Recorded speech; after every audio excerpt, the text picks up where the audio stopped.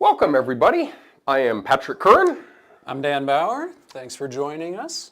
We make up Center Stat. You are foolish enough to join us for Unscripted. We are at a different time and day. When we started out, we'd broken every rule that we were going to do, which is we were going to do 20 minutes of presentation with 10 minutes, and it'd be a dead stop at 30 minutes. We've not done that once. And everyone was going to be Thursday at noon, and I think we did do that once, maybe twice. Maybe twice. But real life intervenes. We have teaching, we have travel, and so we appreciate if you're ping-ponging back. Our goal is to get back on a Thursday at noon, but to show our failure of that next week, we are not going to. We are tentatively on Wednesday at noon next week. Wednesday at noon.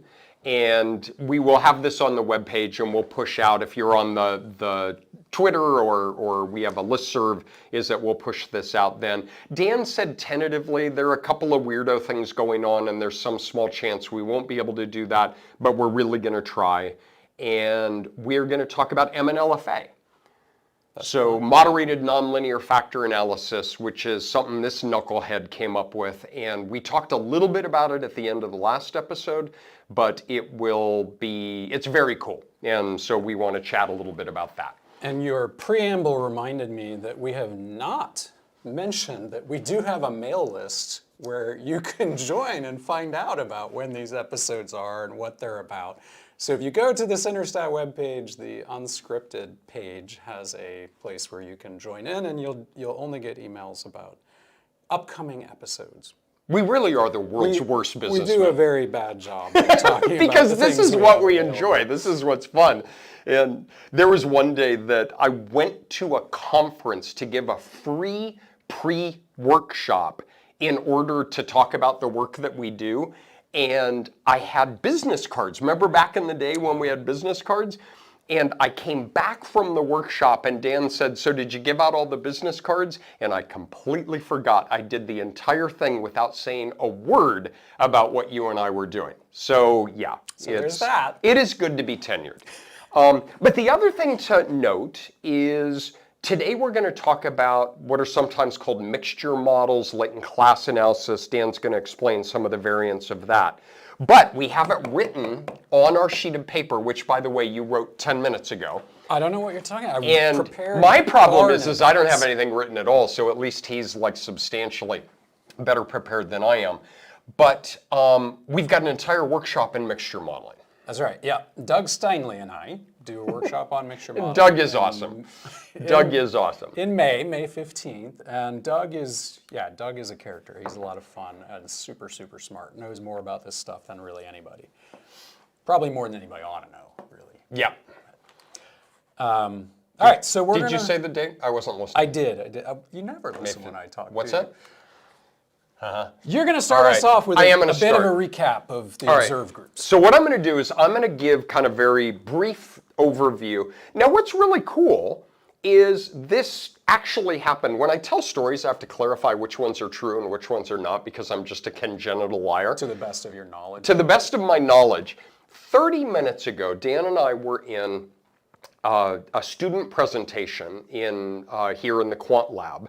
And she did this really interesting presentation about machine learning and how it's being used and looking at how do we allocate healthcare resources, how do we predict recidivism of who might go back to jail. What were some of the other examples of kind of high stakes? Selection for jobs. Selections for jobs using AI, ML for admission to colleges. There are these really high stake decisions made on machine learning, but she crafted this wonderful argument about how almost all of these are done on single items that are assumed to be invariant across subgroups, meaning that a numerical value means the same thing for group A as it does group B.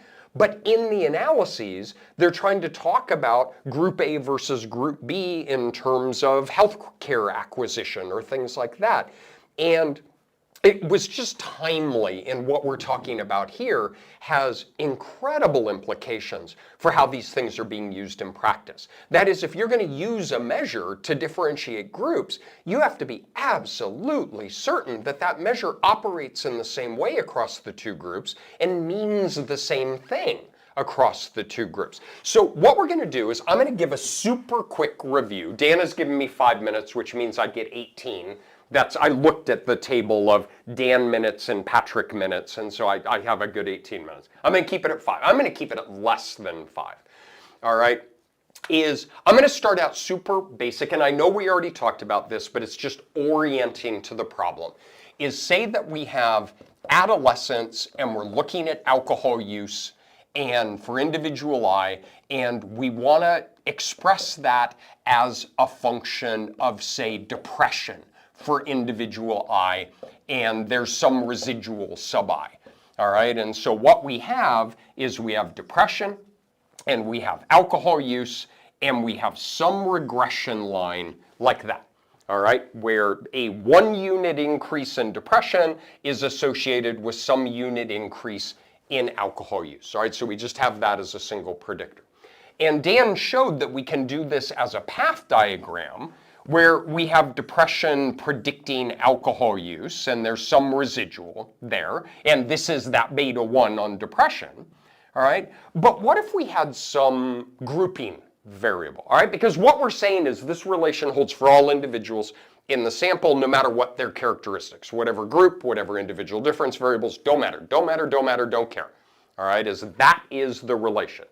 But what if you had a grouping variable that reflected, does the adolescent have a parent who has received a diagnosis of a substance use disorder? All right, so what about an adolescent who has a parent who has received a diagnosis of a substance use disorder versus an adolescent not? All right, this is a main effect, and what that might imply is, well, the lines are parallel. I'm really horrible at drawing. Those are supposed to be straight and parallel, and maybe this is the group where a parent has received a substance use diagnosis, and this is one where they have not. So there is a positive relation between depression and alcohol use, but for adolescents who have a parent who have received this diagnosis, they're elevated. But the relation is the same, the strength of the relation. And then what Dan talked about last time was we could have a depression by substance use disorder interaction.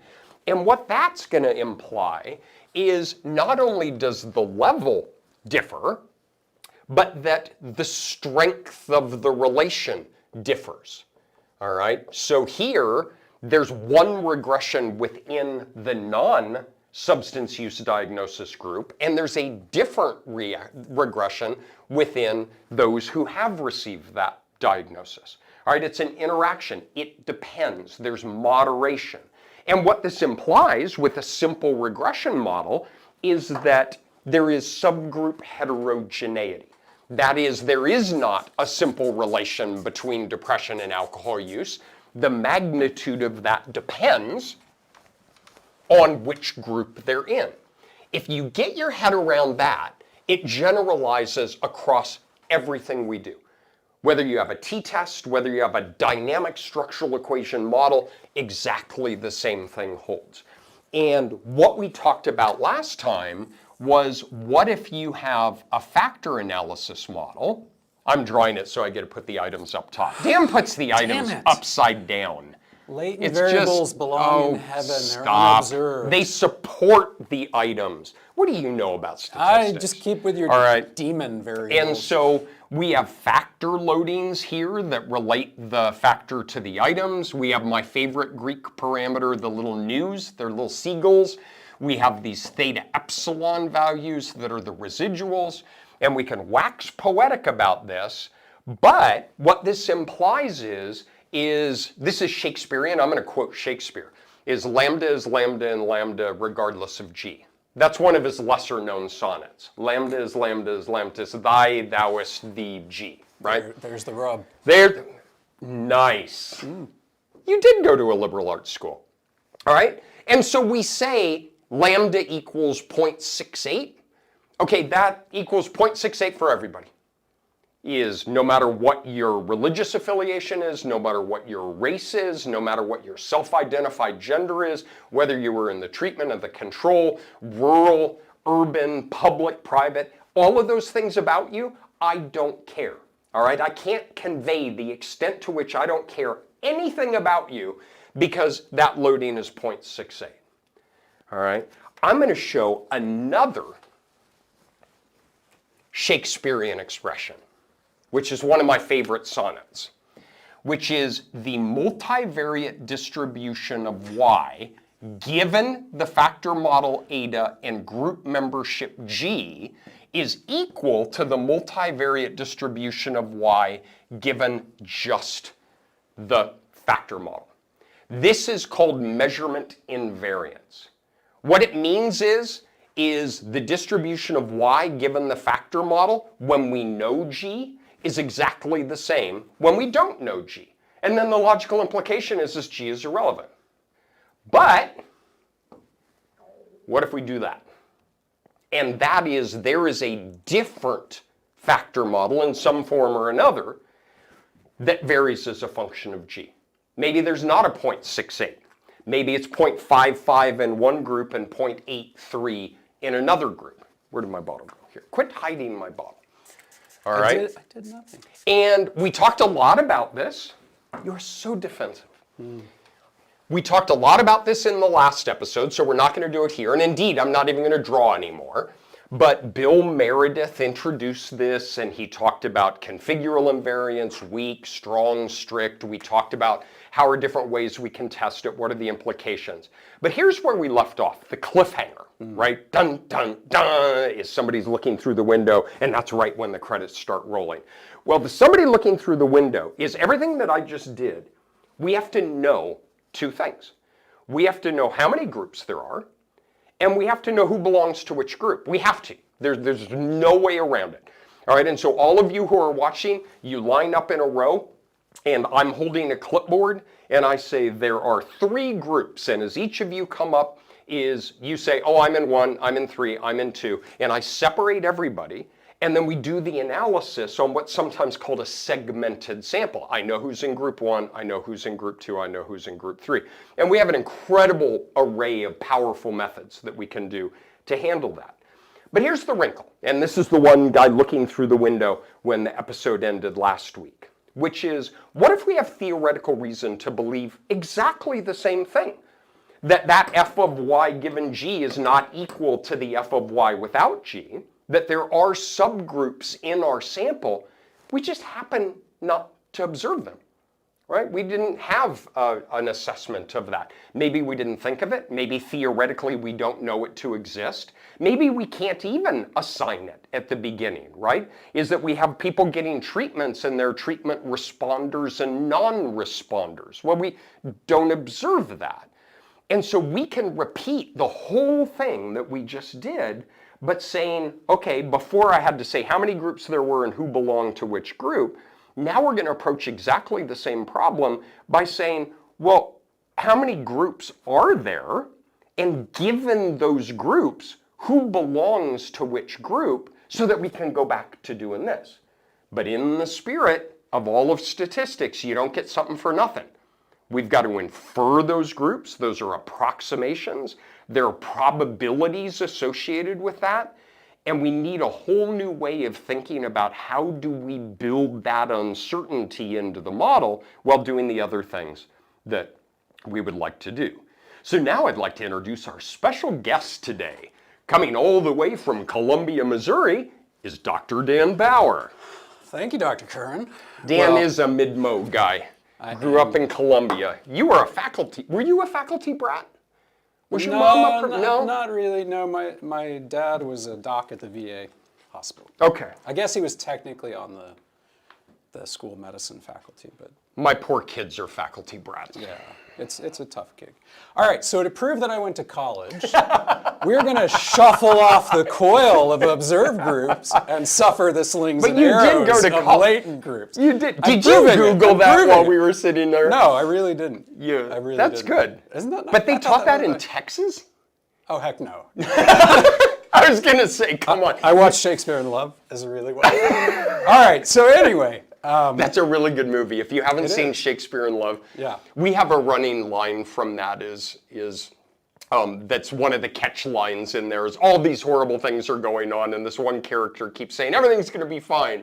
And they say, how do you know that? And he says, I don't know. It's a mystery. It's a mystery. Gwyneth Paltrow's second best performance after the ski slope. Exactly. Anyway, we were. All right, we were talking about something. Okay, I'm going to take it back to pretty simple stuff. So Patrick took us through regression and into factor analysis and all that good stuff. And I'm going to take us back to a simpler time, a simpler setting, and then we're going to broaden back out to that. We're going to talk about finite mixture models. So finite mixture models are a way of inferring the presence of these underlying latent groups. And we have to make some assumptions to make these models work. And so the earliest finite mixture models are kind of like an analog to what you would think about if you were doing a two-group t-test, right? You're doing a two-group t-test, and you have two groups, and one group has a distribution over here, and another group has a distribution over there, and you're trying to infer that there's a mean difference between those two groups. But that's where you have observed groups, right? And you know you've got a group over here and you've got a group over there. Now, we don't have a grouping variable in our data set. We just think it might exist. And we have to somehow infer it from the data. Well, going way back to old Carl Pearson at the turn of the, I guess it was the 19th, the end of the 19th century, is he said, well, if we can assume that distributions are normal within each of those groups, then they're going to add up to something that isn't necessarily going to look normal in the aggregate, right? So if we have this group here, right, the blue group, and we have, let's go with green to be colorblind friendly, right? We got another group over here, the green group, right? They're going to add up to give us an overall curve. So what we're actually going to observe in our data is something that might look like that, right? Kind of a lumpy looking distribution. And what's holding up that distribution are these underlying component distributions. All right, so what Pearson figured is, okay, what we actually observe is stuff from this lumpy distribution, and we don't know about the groups underlying that. All we see is this kind of non-normal looking distribution. It doesn't necessarily have to be multimodal, but it's a non-normal looking distribution. And we're going to use the shape of that to infer the parameters of these underlying normal subgroups. That was a nice motivation. That was a nice motivation. Thank you. Occasionally I do well. We don't get enough attaboys in academia. We get no attaboys in academia. You get an attaboy for that. That's nice. Thank you. Thank you. Should I talk about craps? No, never mind. I'm not going to go into craps. All right, so an example of this is perhaps we're interested in looking at attention deficit hyperactivity disorder, and we've measured a bunch of kids on impulsivity, right? And so we think that there might be a subtype that's characterized by high impulsivity and a subtype that's characterized by low impulsivity. What we actually observe is the distribution of impulsivity in the aggregate, but what we want to infer is whether there are these two underlying subtypes that differ in their average levels of impulsivity. Latent. They could be, latent. That's a good idea, right? So in the sociology and psychology literature, we refer to these as latent classes. In the statistics literature, they refer to them as mixing components in a finite mixture model, but we tend to refer to these as latent classes to contrast with observed classes, where we know a priori who's in one group or another. So kind of variables like sex or ethnicity or race or culture of origin or something like that. Things that we know that we can observe in our data set. These are things that we don't observe in our data set. We don't know. And we don't even know how many groups there are, right? So we might go into the analysis thinking there's two, but maybe there's actually a third that's kind of poking up in the middle there. And so we might not have just two.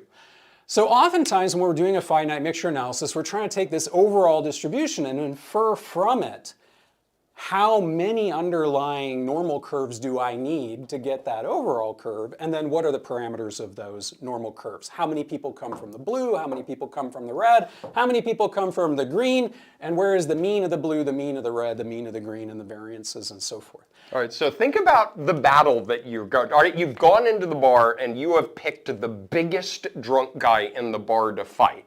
You have a single distribution in your sample. You don't know how many groups there are. You don't know what is the mean of each group. You don't know what the variance of each group is. And you don't know You hid the squirter. I hid the squirter, and you don't know who belongs to which group. But other than that, Mrs. Lincoln, how did you like the play? Yeah, it's brilliant. All right, so now we're going to make things even more complicated. How often are we really just studying a single variable? Right? Usually we're studying a whole bunch of variables, right? You had to go there. Let's say now we have two. Right, so we're going to measure both impulsivity and motor activity, and we think there are going to be subtypes defined by the configuration on these two particular variables. All right, so we looked at a single variable, and we said we've got to look at the overall distribution of that single variable and try to infer how many components underlie that. Now we got the same problem, but we're going to be looking at two variables simultaneously. Right, so we're going to have, I'm going to go back to black because it's kind of faded here, but we're going to say we've got impulsivity here on the x-axis, and we've got motor activity here on the y-axis, right? And we're going to observe a bunch of data, right? And so we've got a bunch of data that we're observing, and we might see data that sort of looks like this, and we go, okay, well, it doesn't look like there's a real strong relationship between impulsivity and motor activity, but what we think is that underlying this overall distribution might be, that's a nice little amoeba, isn't it? Or a paramecium It's a tar heel. or something. I don't know. It is kind of a tar heel. You're right. We just had to add a little more data here to get that. Anyway. Dan took me to my very first UNC game just, a month ago? Yeah. And it was losing at home to Duke. It was. So thanks sad for day. that. That's right. Yeah. Yeah. That never happens, by the way. Never, ever. All right. I'm like, yay. So we've observed this bivariate distribution of data, and again, all we observe is the aggregate, but we're going to try to infer the presence of underlying groups from the shape of that aggregate.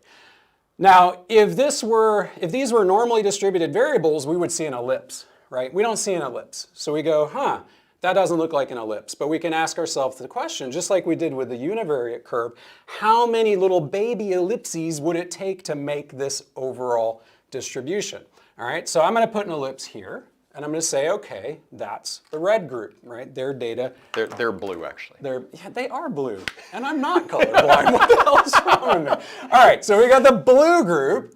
We'll edit that in post-production. We're live, buddy. All right, we got the green group. Did I get that right, Patrick? So far. Yeah, and then we really do have a red group over here.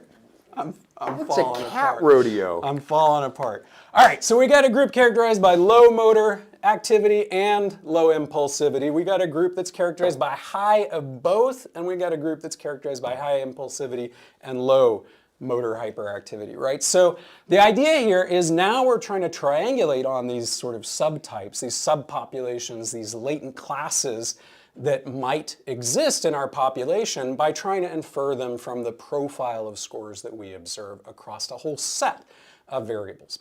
Right? So here we've got two, but we could have more than two. We could have lots. It gets hard to draw when we have lots, but just imagine that these could become not ellipses, but footballs, right? Ellipsoids, right? And then they could go out into hyperspace as you added more and more dimensions. Isn't that a hyperfootball? A hyperfootball. Yep. Yeah, that's. Stay on task. They should play with that. All right, so that takes us into the multivariate setting, but then from there, we can go toward the kinds of models that Patrick described, the regression model, right? What if instead of two indicators of a kind of a latent thing like ADHD, a latent diagnostic category, maybe instead we're looking at some kind of X variable and some kind of Y variable, and we want to know how the relationship between X and Y differs across latent subgroups. Well, here we have a strong relationship between X and Y. Here we have virtually no relationship between X and Y, and here we have a moderate relationship between X and Y. So now we have a latent class variable in place of that group variable, that G variable that Patrick described, that's moderating the relationship between these three groups, between these two variables. All right, so that takes us up to the regression setting, but we can also bring it into the setting of confirmatory factor analysis. So the measurement question that Patrick started us off with is, I'm going to put my latent variable up top because that's where it belongs. Right? So we've got our latent variable eta, and it is measuring are indicator variables, right? Now, if we had an observed grouping variable, we could ask the question, is that factor loading lambda, is that intercept, that seagull, as Patrick described it, that new, is it the same for this item across two groups? And if it's not, then that item's not measuring this latent factor the same way for people in one group versus another. Well, if we have observed groups, we talked last week about how we could use the multiple groups framework and we could test equality constraints and whatnot. But what if we didn't observe the groups? All right, so imagine this is anxiety, right? And we have an item that is literally, are you feeling anxious? Right? So we just literally ask that question. Well, it might be that some people interpret that, are you anxious, as we intended, of sort of being nervous about something, agitated about something, and other people might interpret it as they're eager. They're anxious to do something. They're eager to do it. Well, we could have two latent subgroups of people who respond to the very same item in different ways that lead that item to measure the latent construct we're after differently, right? And if we don't recognize that, then we're going to run into problems where we get biased measurement for different subgroups of individuals. Right, now, so I'm going to interrupt briefly. Go ahead. Just a throwback to what I said a few minutes ago is imagine you took a mean of those three items and used it in a fancy pants machine learning AI cart double secret learning ML. It's in my fancy pants package that's currently available on Cram. Yeah, that you'll deprecate in a week and have to Copyright completely. Bauer. Yeah, right. But my point is you bake those group differences into your scale score and then maybe draw inferences about how things operate differently as a function of race or self-identified gender or some really big ticket thing. But if this happens as Dan describes, it gets baked into the score. You're done. Like that's gone.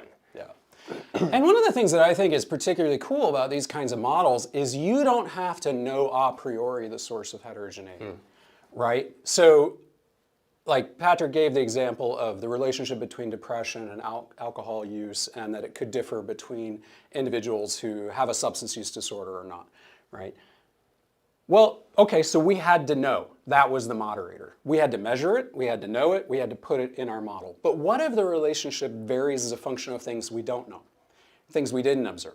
So maybe the relationship between depression and alcohol use varies between people who are socially anxious versus not. Well, if we didn't know to put that in our model as a moderator, we're not going to pull that out. But if we have subgroups within our data that are characterized by high social anxiety versus not, they would pop out as latent classes in our analysis. Maybe. Oh, you're not going to start talking to me about assumptions, are you? One of the greatest strengths is what Dan just said, is that we don't know what the grouping is. And what we're going to see is one of the greatest limitations is we don't know what the grouping is. And you have to hold both truths at the same time. I don't want to get ahead of ourselves. Okay, glass half empty guy. I am a glass completely empty. We don't want to start being a cat with a laser pointer in trying to find these things in our data. I don't want to get ahead. I just want to balance those two things. That's probably a good time to start talking about that. Actually. I don't know. I mean, this detailed outline that you have, you actually left that like 10 minutes ago. I left out growth question mark. So he says SEM back to CFA and then growth with a question mark. So really, please continue. Would you like to show me your notes? I actually brought a 3x5 card to write my notes on with a pen. You can see how well I did not. All right, so very briefly, one of the more popular applications of these kinds of mixture models, at least in psychological research, is growth mixture models. And growth mixture models, just relating to some of the earlier stuff that we've talked about in here, is we're saying, well, we've got some underlying growth trajectory, right? Some average trajectory that people follow, and then individuals differ from that in their individual trajectories. But typically when we do these kinds of models, we're sort of assuming that there is a normal distribution of individual differences around an overall trajectory, right? So we've got time, we've got some outcome we're interested in, and there's some kind of growth process going on there. Well, one thing that people are really interested in with these models is is there really kind of one process here, or might we see subgroups of individuals characterized by different processes? So for instance, maybe there's another group that shows a trajectory of, maybe increasing alcohol use as they enter adolescence, but in early adulthood, they kind of taper off again, right? And again, we might see individual differences in the tendency to show that pattern. But the idea is that there might be subgroups characterized by different patterns of change over time. And the only way to infer that is from the longitudinal presentation of behavior. We don't know going into the analysis who's going to be in which pattern versus another. It has to emerge over time as we collect these repeated measures and as these people go through their lives. And the term I like here that you sometimes get in this literature is, are individual differences a function of quantity? So the first one Dan drew is everybody is governed on average by a line. Some people have higher or lower intercepts. Some people have steeper and less steep slopes. And so do they differ in quantity? Their risk, some people are at risk for accelerating more steeply, less steeply, and so on. Or do they differ in kind? Meaning that they're not drawn from the same underlying distribution. There are really two things happening here. Whereas Dan said is you have some that increase and stay high, but some that increase and then go back down. And the problem is Dan drew one in black and one in red, but when we estimate our single group model, we don't know the black from the red. They're all mixed together. And so what we might find, I'm going to use blue, is we fit a model where it kind of splits the difference, right? Is we fit a single group model that has a little bit of a curvature because it's being drawn by here, but it has a bit of a linearity that's being drawn by here, and then we're imposing these individual trajectories around that dark blue, but we're saying all of the subjects were generated by that blue trajectory. But the problem is we didn't get these guys right and we didn't get these guys right. Right? It doesn't represent either one. So this is a vexing problem, is we do not want to do an Agatha Christie storytelling on this blue curve when all that does is have this inexorable combination of two discrete groups. So this is the problem, right? And what we talked about last week is maybe this is the control group and maybe this is the treatment group, and everybody starts at about the same, but the treatment gets people out of the risk behavior, right? Where the control group is they continue into the risk behavior, but we don't have that. So I'm going to look at your plot. Can you give a 30,000-foot colloquial of how do you know? Yeah, we're pretty close to the spaghetti monster. We are not going to do the spaghetti monster. I will. I'll try. I know it's not on your outline. I didn't outline it, no. So one of my favorite quotes that is actually due to Dan McGrath, although he probably doesn't remember saying it, is he basically said, what good is a regression model if nobody lives on the regression line, right? Which kind of gets at what Patrick is saying, is if you have apples and oranges and you're mixing them together and treating it as a homogeneous population, what good is it? Because you're not really capturing either group, right? You're not capturing anyone with that regression line. Well, that's the old stats joke, is they're playing darts and one statistician throws 3 that miss the entire board above, and the next statistician throws 3 darts that misses the entire board below, and they high five and say, bullseye. That's right. Yep. And just remember, there's 2 types of people in the world, the people who believe in types and the people who don't believe in types. All right, so anyway, we got repeated measures over time, right? And so we're going to infer underlying trajectories for different people. And if we have a mixture, then people in one group are going to follow one kind of trajectory that might look something like this. And people in the other group are going to follow a different trajectory. You should go to the gym. That might look something like that. I really should. I spend too much time preparing for these. I just don't have time to get to the gym. Every time I try to talk to him, it's like, sorry, I was at the gym. I'm like, dude. All right, so how do we use our underlying architecture of a finite mixture model to figure this out? Because we don't actually get data with colors, right? We don't know who's in the red group. We don't know who's in the blue group. It might just be everybody's in one group. So how do we know there might be 2 groups here?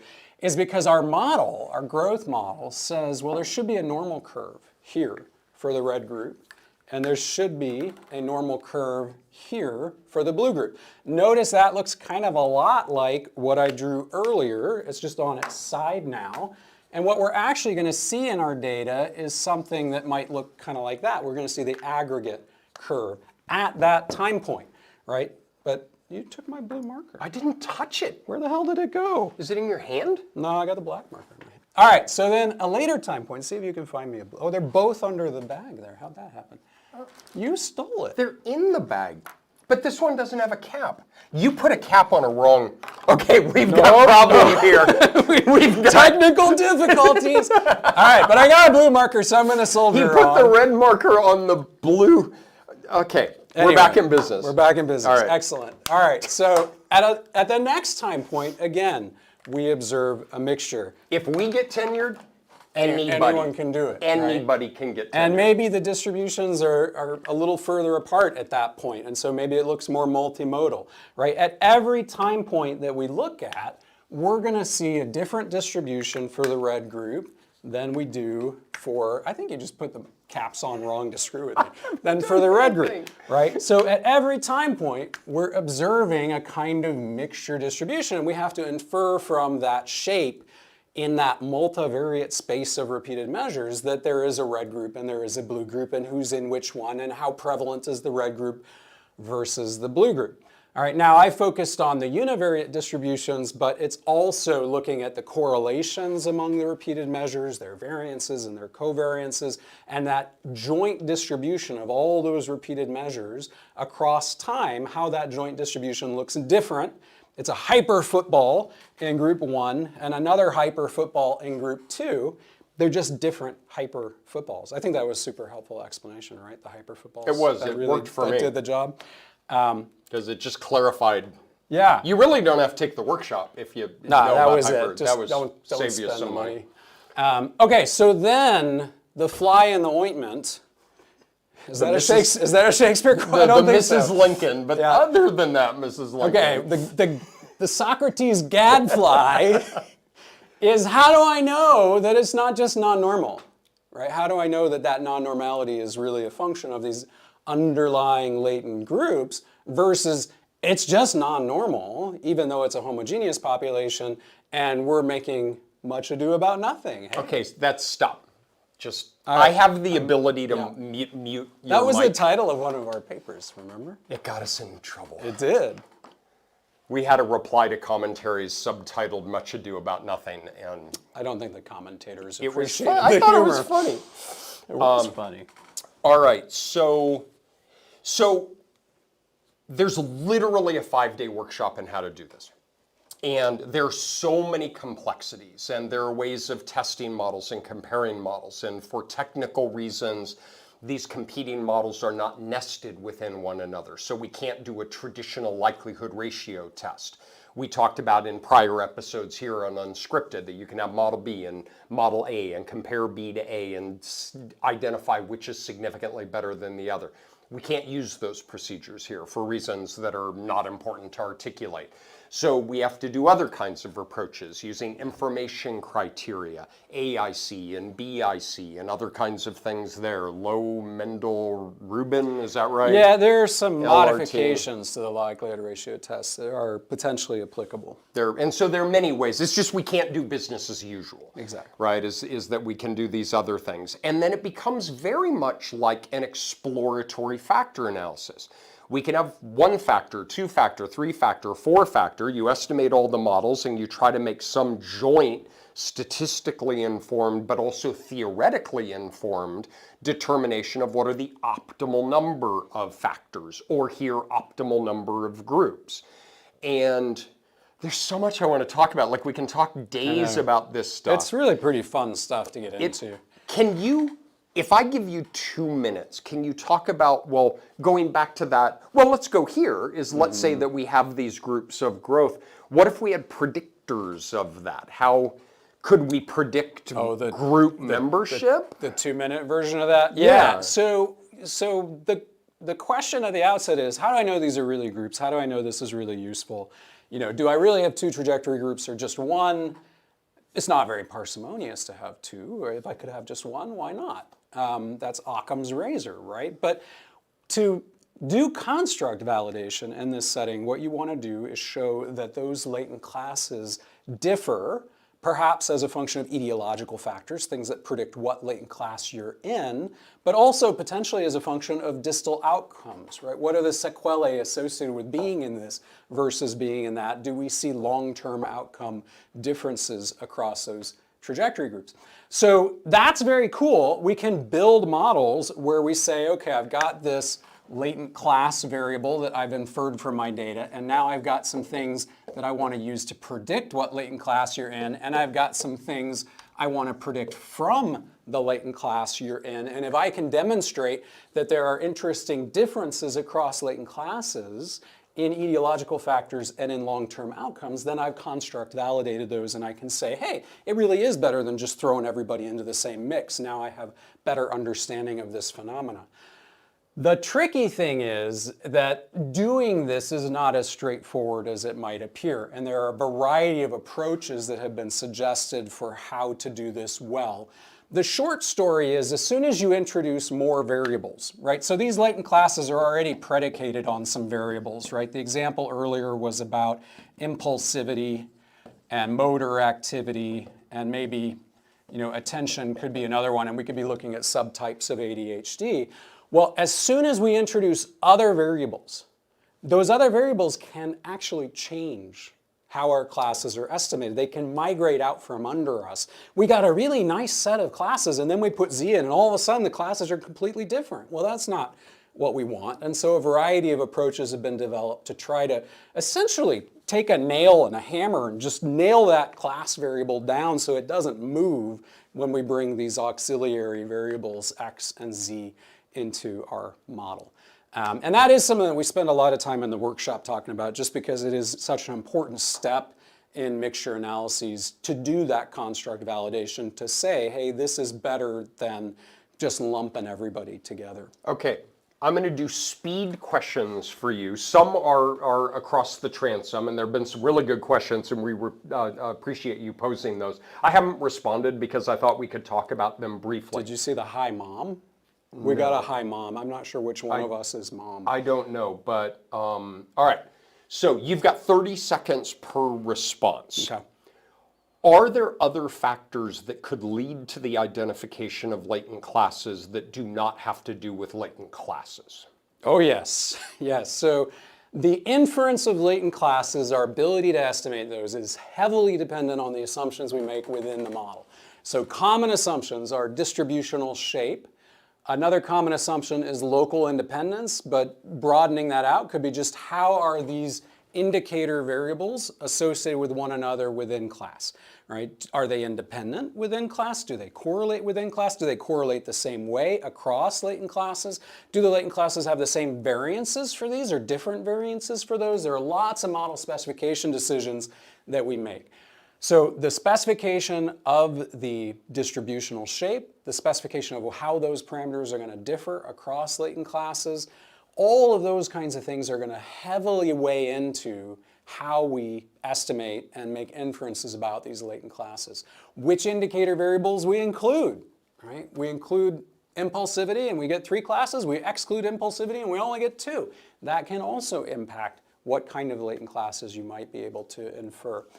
There are lots of ways in which you could get latent classes that don't look anything at all like the true latent classes that are in the population, if in fact there even are true latent classes in the population. So you have to be very, very careful in using these kinds of models to consider various specification decisions to justify those in order to be more confident in your inference. That was like 4 times the amount of time I gave you. I'm not capable of 30 seconds. Yeah, I know.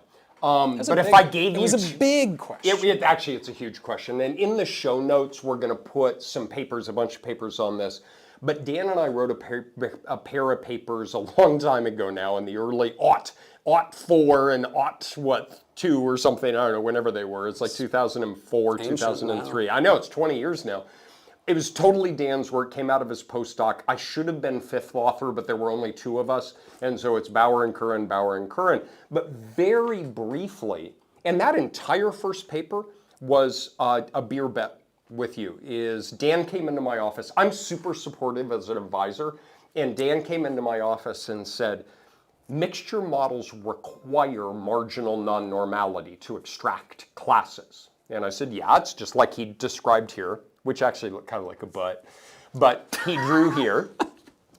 And I said, yeah. And Dan said, I think non-normality alone could extract multiple classes. And being the super supportive advisor that I am, I said, no, it doesn't. There's no way. He said, I bet you beer. And I said, absolutely. Not only did I lose, but I don't think I've ever paid off the debt. But the point is, it requires non-normality. If you have a normal distribution, you can't extract multiple normal distributions. It's not possible. What Dan did in the simulation is took a normal distribution with one group and then made it a tiny, it was not very much, a tiny bit non-normal. 100% of the time it extracted two classes. Because it's doing exactly what it's supposed to do, which is approximate a non-normal distribution with a weighted sum of component normal distributions. Like the model was like, hey, get off my back because I'm doing exactly what I was supposed to do. So imagine you got a measurement instrument with a little bit of a floor or a little bit of a ceiling, right? There are 1,000 ways you could get a little bit of non-normality even in a homogeneous population. You take that into a model that assumes each component is normal, and you're going to get latent classes. Now, some people have said, well, hey, we don't have to assume normality within class. We could assume something else. We could have a skew normal, or we could have a T, or we could have a negative binomial. You can have different distributions. They don't all have to be normal. But the same problem arises, right, is if you're going to assume a skew normal, but it's not really skew normal, you're going to get latent classes. If you're going to assume a negative binomial, but it's not really a negative binomial, you're going to get latent classes. It's going to take as many component distributions as it needs to build up the aggregate distribution, and it doesn't care if they're real or not. It's just trying to build up that aggregate distribution. And in that spirit this is what's so important, is what Dan was talking about, of trying to do, it literally is a construct of validation, is how do you know that those groups are meaningful? Because what we also showed in that simulation is when you really do have two groups and put them together, you identify two groups. The problem is you can have one group that's a little bit non-normal, that has a little bit of a nonlinearity, that has a little bit of a model misspecification, and all of those give two groups that have nothing to do with groups in the population. All right, do your best to stick to 30 seconds on this one. Differentiate this from cluster analysis. 30 seconds? You already spent 5 asking about 30. All right. This is a model-based way of doing cluster analysis. We're talking about distributions, right? We're using a formal probability distribution and saying, hey, within each component it's a normal curve, across components it's a combination of normal curves. We are using a formal statistical model. Other methods of cluster analysis, say like k-means or Ward's method, are really more algorithmic. We decide on rules for who should go with who. Right, maybe it's a nearest neighbor rule. You're going to get lumped with the person you're closest to. Maybe it's the smallest squared Euclidean distance rule. Maybe it's minimizing variance within clusters. There are various kinds of rules we could come up with, but they're essentially algorithmic, right? It's a heuristic way of building clusters as opposed to a distribution theory, formal statistical model way of building clusters. One other small difference is these clusters overlap. You notice the distributions overlap in the middle. I didn't make them overlap much. They often do overlap a lot more than that. You can think of these as kind of fuzzy clusters, whereas most cluster analysis algorithms will generate hard partitions in the data. You're a member of your cluster 100%, and you're not a member of any other cluster. Whereas there are spaces in here where we observed a data point, we would say we're not really sure if that person is in the red group or the blue group. And with these models, you actually have a probability of belonging to each and every latent class in the model. If your data point's up here, it's going to be a near 1 probability of being in the red group. If you're down here, it's a near 1 probability of being in the blue group. But there's that messy middle where we're not really sure. And so the probabilities are more in the 0.4s and the 0.5s and the 0.6s range. So that's another difference between the two. All right, sit down. Sorry, that was a minute and 10. Yeah, it was substantially more than that. And those probabilities, those always, I don't know, they annoy me a little bit because people flex on this and say, no, it's not cluster analysis. There's a probability every individual belongs to each group. And that's one of the real strengths. And then in practice, people take the highest probability hard code it to a group and go their merry way. Yeah, don't do that. Don't do that, all right? So try for 30 seconds. Okay. The big game in town is M+ for doing this. Can you do it in R or other packages? It depends. The other big game in town, particularly if you're in Europe, if your town's in Europe, Yeah, is no Latent Gold. Latent Gold That is does cool. some really cool stuff too, and Yeah. a variety of different kinds of models. I would say those two have the most flexibility, most capabilities, build in the newest bells and whistles.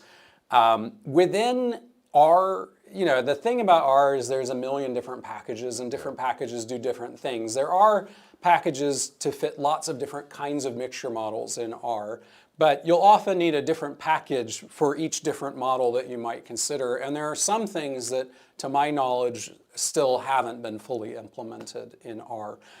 So a lot of this stuff you can do in R, and actually in our workshop we demonstrate both M+ and R for everything that we can, but there are some places where in R we say, sorry, we couldn't find a package to do that, and we weren't about to code one ourselves. We were too busy with our fancy pants updates, and so yeah. Yep, so there's that, and then maybe this is just a good final point, and Peter was keeping track. It was 1:50. You said 1:10, so Peter, I appreciate that. I was counting on you. But Y45H makes a really good point that just kind of brings it back, I think, of caution with this is even if you have a population normal distribution, any given finite sample is going to be a little bit non-normal. Right? And so this is where you get into a tautology with some of these kinds of models, right? And when I say kinds is, as we've talked very briefly, they can be growth, they can be latent class, they can be latent profiles. You can actually have latent regressions where that was back in the 90s with Jedediah, who was doing market segmentation in something. I mean, it goes even further back to switching regression. Switching regimes. I like that, regime switching models. But I mean, this goes across really any model we can estimate. We can think about this.